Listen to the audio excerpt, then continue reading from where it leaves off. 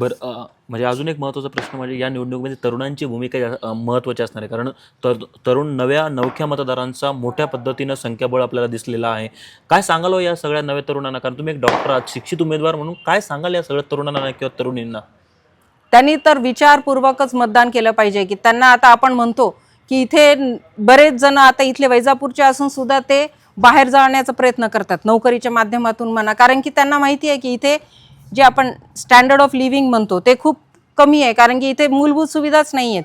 कारण की तर ते इथे राहण्याचा प्रयत्न आहे, ते शिक्षित झाले की बाहेर जाण्याचा प्रयत्न करतात. जर आपण इथे जर मूलभूत सुविधा निर्माण केल्या तर हे जो चांगला वर्ग आहे जो बाहेर जातोय तो इथं राहील आणि त्यांचा उपयोग आपण इथे वैजापूर शहरासाठी करू. तर मला असं म्हणणं आहे की आता आम्हाला एकदा संधी द्या, मग आम्ही तुम्हाला जे जे काही करून दाखवू. आणि त्यांनी यावेळेस विचारपूर्वक मतदान केलं पाहिजे की कोण त्यांचं या सगळ्या समस्या सोडवू शकतं. आणि ते सगळे तरुण वर्ग जे सुशिक्षित आहेत आणि त्यांना सगळं समजतंय आता.